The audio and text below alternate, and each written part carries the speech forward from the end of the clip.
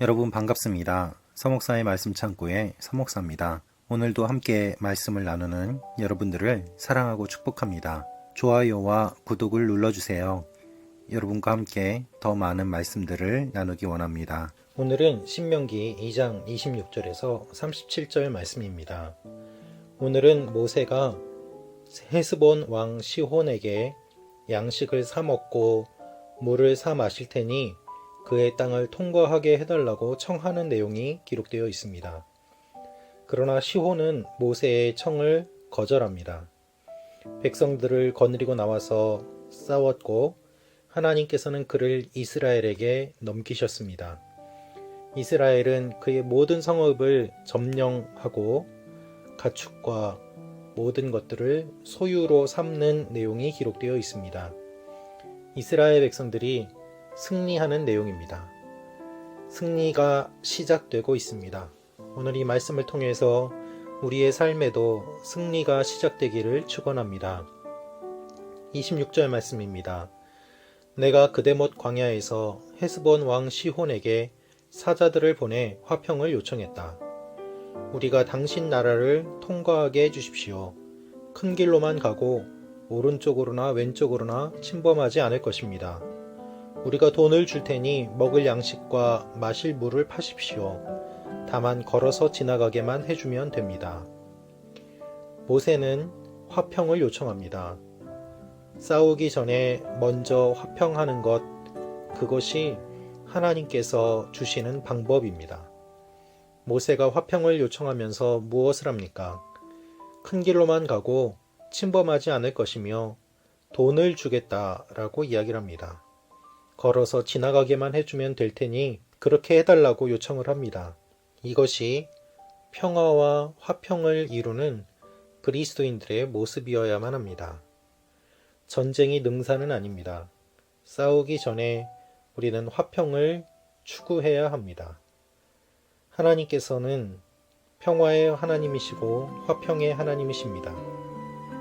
지금 모세는 그 땅에서 거주하는 것이 목적이 아니었습니다. 지나가는 것이 목적이었습니다. 그 목적을 이루기 위해서는 그 땅을 지나가야만 합니다.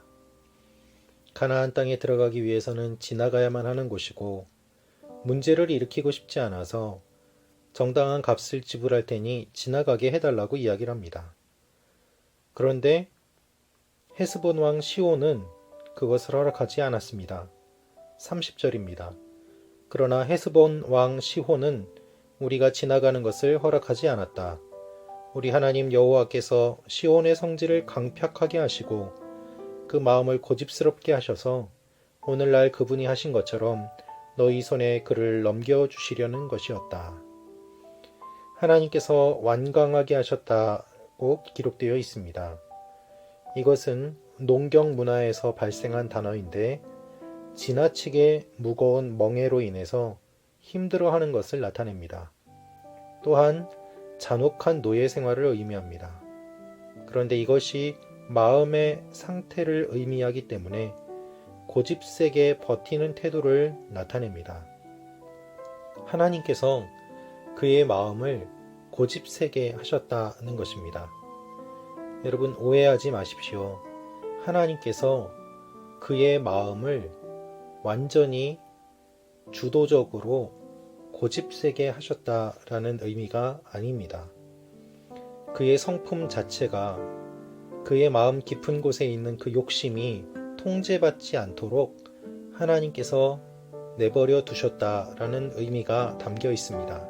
마치 그를 묶고 있던 그 고삐가 풀린 것처럼 그는 통제되지 않고 자신이 원하는 대로 반응했다는 의미입니다. 하나님께서 마음이 딱딱하게 되도록 완강하게 되도록 시키신 것이 아니라 그의 마음이 그렇게 되도록 하나님께서 내버려 두신 것입니다. 하나님께서 적극적으로 하시는 부분이 있고 방치하시는 부분이 있습니다.